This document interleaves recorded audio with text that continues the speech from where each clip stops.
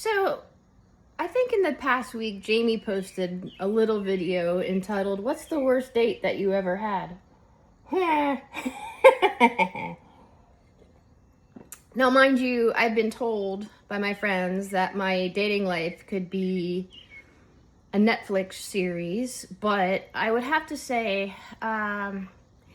it wasn't so much the worst date I ever had. Well, one of the worst dates I ever had was a guy I met on back in the day. It was on Plenty of Fish, and he had in all of his pictures. He had I didn't notice this until after the fact, but all his pictures were from the waist up, and he mentioned, as we were talking, I don't think texting was as big back then as it is now, but we had talked on the phone a few times, and he mentioned that he loves skydiving and that he did something crazy like over 800 jumps out of an airplane. And I'm like, oh, wow, that's really cool. I like people with an adventurous spirit.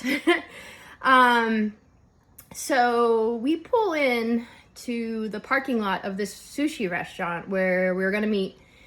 And I had kind of beat him there by a little bit, so I was just sort of standing in the parking lot waiting for him. And he gets out of his car, and it's not quite what I was expecting. Now, mind you, I have worked in jobs with handicapped people before I became an EMT. While I was going to EMT school, I actually worked for a company that assists developmentally and or physically disabled adults, and way more funny stories about that later, with their daily living tasks and things like taking them to doctor's appointments. So I'm really not against handicapped people, but I couldn't help but to be caught a little off guard. So this guy gets out of the car, and I see that he has crazy legs. If you ever remember that old school movie, Don't Drink Your Gin and Juice While Driving in the Hood. I mean, it was an old spoof, kind of funny comedy movie from the 1990s. But anyway, there was a little handicapped dude in there that had atrophied legs, and they called him Crazy Legs. He was in a wheelchair.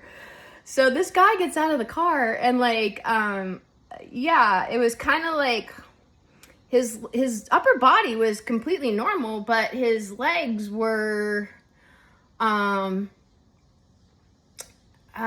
don't know, they kind of looked like he looked like a little penguin walking over to me, and he had these shriveled up legs where they were really short and they were kind of squiggly and all over the place.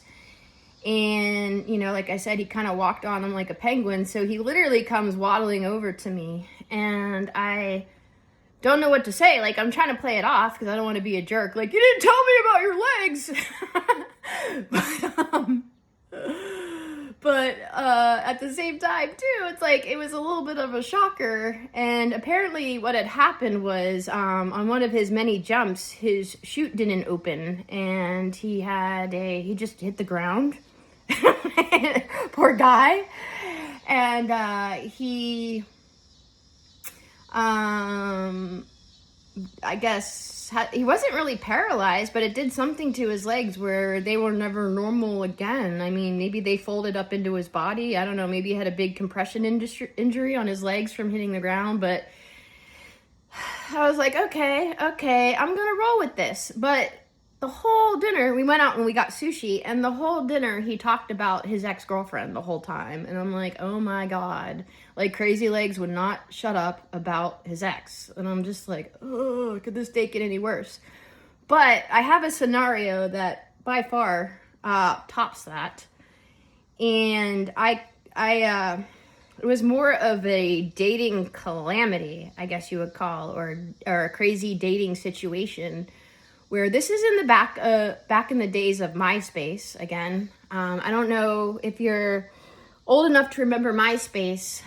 There's you, and then you can put I think it was your top 5 people like your top 5 friends like featured in a box on your profile. So it was like your top 5 favorite people or your top 5 closest friends, or, a lot of people would put their girlfriends in there. So since things didn't quite work out with Crazy Legs, I was, kind of going back on Plenty of Fish, and I met, and like, mind you, this is when I lived in Southern California. And I'm not just talking about the population of Los Angeles, but God, I'm talking about, you are in a dating pool that includes Los Angeles County, Ventura County, which is above Los Angeles, and also Orange County, which is below Los Angeles. I mean, that's kind of like the radius in central Southern California, like, that people tend to date in. So let's just think about how many millions and millions and millions of people that would be. I would guesstimate maybe 30 million, which makes this story even crazier. So I started talking to these 2 guys online. One, his name was Chuck, and the other one, his name was Rich. And personally, like, I thought Rich was super hot, and he had a really good job, and, he was adventurous, and he checked all the boxes on paper. And Chuck was one of these guys where, I guess Rich was tall, dark, and handsome, and Chuck looked kind of cute. But, I think it's like one of these guys who put pictures on there from many moons ago and made himself look a little better than he looked and sort of lied about his height. And not that height matters, but, I'm 5'4", so, I mean, I prefer to date guys that are 5'8" and over. I'm not, like, totally hung up on a guy has to be 6 feet tall or above, otherwise I won't even entertain him.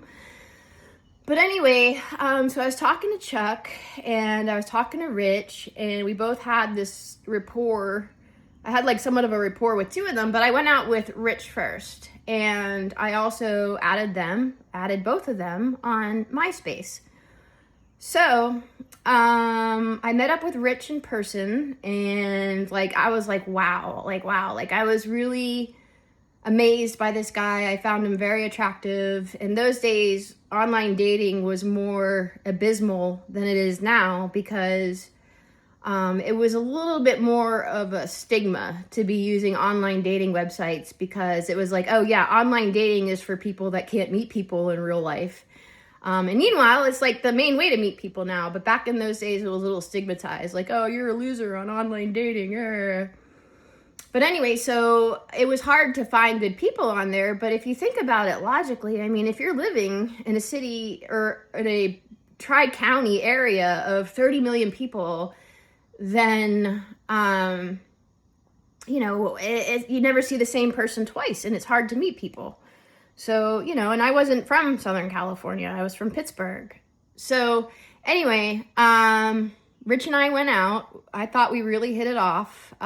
He seemed like he was really into me, very promising. Like I said, I was super attracted to him, and I thought we had a good first date. Didn't do anything crazy, didn't sleep together, blah, blah, blah.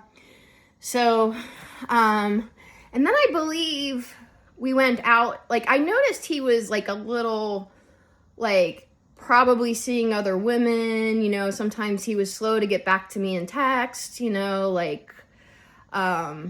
of one of these guys who had to make last minute plans, because he was so busy. And, back in those days, you didn't know all the tricks. And I was probably only about 30 years old. So, I didn't fully realize that maybe he was shuffling me around other women, that I was like maybe like third in the rotation. But according to him, that wasn't true. Like, he was so into me, and oh my God, I like you so much, Meredith, and da-da-da-da, So I was like, awesome, things are going along really well. And then, so I kind of had stopped talking to Chuck because I was really interested in Rich. And like I said, I had added both of them on MySpace as I was talking to them. So then, like, I think on our third date, Rich started acting flaky. Like, you know, he kind of was just giving me the runaround a little bit, you know, and we had plans, and then, you know, he couldn't show up and whatever. Like, I just felt like, hey, what happened to that, you know, super hot guy? I'm drooling on myself. Excuse me. But what happened to that super hot guy that liked me? Like, you know, I was super bummed, you know? And so I remember I went on to Rich's MySpace, and, well, let me back up a little bit. I have a mother who is very much always been my whole life a helicopter mom, and was and definitely neurotic and definitely a chronic worrier. I used to worrier, like WRRY. I used to call her the safety Nazi, because she was one of these people, like, whatever can and will go wrong in a situation will go wrong, and like she's freaking out about it, you know. So anyway, she was very aware of the fact that I was doing like online dating out in LA, and you know, she's living back in Pittsburgh. So, and rightfully so. I mean, I can see it now being a parent. She was concerned, like, well, what if Meredith goes out with one of these guys online? You know, she was always the one that was tuned into the true crime stories of all the women that have disappeared or died violently at the hands of men. Like, you know, she watched those shows like religiously. So she was always super worried and super freaked out about, you know, who are you going out with? I need their name. I need their number. So, and my mom, like, you know, she had some psychological voodoo on me where I always caved and gave her the name of the number and the number of the guy that I was going out with. So, I went out with Rich a couple times, as I said, and I had given, my mom knew his name, my mom knew his number, my mom knew where he worked. I think she had his cell number. So anyway, you know, and she was my mom. I would confide in her sometimes about, you know, my dating woes. And so when, you know, she was asking me, how are things going with Rich? And I said, oh, well, they started going really well, but now, like, he's kind of, back in those days, he was ghosting me a little bit before, like, ghosting was a thing, you know? But, you know, he would still throw me breadcrumbs and keep me hooked and, you know, try to see me, you know, somehow. But, I don't know, he was just being a bit of a flake. But I still would see him sometimes. And so I was really bummed out about the way that Rich was treating me. So I started, you know, doing what women do and started stalking, like, his social media profile. And I noticed, like, in his top 5 people, right next to each other, I mean, this guy was such a freaking narcissist that he kept us like trophies. But right next to mine, I think this girl, Julie, was in his #1 spot. And she was also like this really pretty blonde girl. And then I was in his #2 spot. You know, and I'm like, who the hell is Julie? Oh my gosh. Like, you know, that's my competition. He's talking to Julie. I know it. You know, and I'm all sad. So anyway, because Rich was giving me the runaround, I started talking to Chuck. And I went out on a date with Chuck. And, you know, I didn't tell my mom about it, really. I mean, I was kind of tired of, like, you know, reporting to her. And so Chuck turned out to be a really nice, really sweet guy, but definitely kind of like one of these guys you would friend zone. I mean, he wasn't overly attractive. He was nice, but like, I don't know, it just wasn't there. I didn't feel the fire, you know, I didn't feel the chemistry, but I really liked who he was as a human being. So, you know, I could tell that he really liked me. He wanted to pursue something with me. This is Chuck. And I was kind of like, you know, and then I started like, poor Chuck, like, I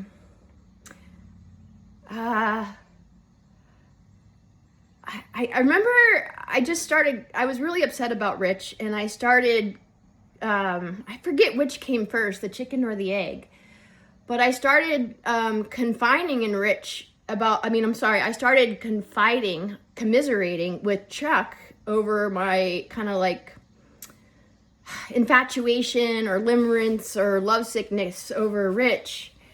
And, so I think actually what came first was like, I can't remember because this was back in '07.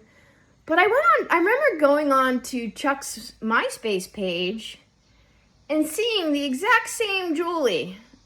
Of all the 30 million people in Southern California, like, what are the chances that in Chuck's top 5 friends, there's Julie, which is the exact same Julie on Rich's MySpace page. And I just thought that was like, I didn't want to ask him about it because I didn't want to seem like totally stalkerish. But like, I remember as I was commiserating with Chuck about Rich, he goes, this kind of sounds a lot like what one of my coworkers is going through with her boyfriend. And I'm like, oh, and he's like, come to think of it, he's like, his name is Rich Chu. And then like the wheels really started clicking, and I'm like, there is no way with all these people in Southern California that this is the same Rich. But I was like, well, what's interesting is there's the same Julie on both of your pages. And he's like, yeah, Julie is my coworker. So long story short, it turns out that Rich was Julie's boyfriend, and then Chuck was Julie's coworker. They worked at the same company. And here's where things get crazy. So of course there's this major blowout because Julie discovers that Rich was cheating on her with me. And, of course she wants to talk to me, and we have to have that heart-to-heart girl talk. And she was cool about it, but she was beside herself, upset and broken, because she said that they were thinking about, getting engaged and all this stuff. And oh my God, I can't believe I found you. And, Chuck told me about it because he's a good guy and he wants to help out. And Chuck is like the sweetest person, yada, yada, yada. So then, like, it was just really hard for both me and Julie. And we still, like, both of us were just sort of dumbfounded. Like, how is it and all these people in Southern California that this happened? I mean, it's kind of like the chances of winning the lottery. It must be some kind of divine intervention where, God's helping her and God's helping me in ways, free us both from this, shady, narcissistic, cheating character that is Rich, So I confided in my mom about it. I was upset and, not really crying, but just telling her the whole story. And then one day, and then there was this big blowout, and we both confronted Rich, and it was like an episode from that story Cheaters, and oh my God, it was so messy. I mean, we confronted them both on the phone, thank God, or separately. But yeah, it was basically a pretty big circus shit show kind of scenario. So then one day I am out and about. I'm not even hanging out with Chuck or Rich or anything. I think I was out just with my friends, and I didn't answer my phone for the longest time. So my mom has Rich's company, Rich's cell phone number, and his name and all this stuff. So she called him on his cell, and he didn't answer. So when he didn't answer his cell, she somehow called the receptionist where he works and got transferred to his work voicemail. And she leaves Rich this message that says, Rich, I have to warn you. She's like, I think Meredith and Julie are in danger. There's an internet predator on the loose, and his name is Chuck. She's like, I can't get a hold of them. I'm going to call the police.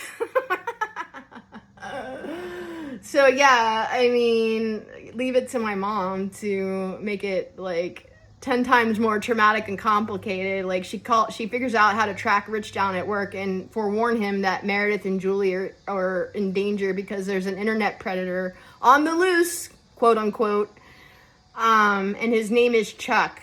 But meanwhile, she had Chuck and Rich backwards in her mind and was leaving a voicemail on Rich's work voicemail. I was so embarrassed. But anyway, that's kind of like my worst dating scenario story. Cheers.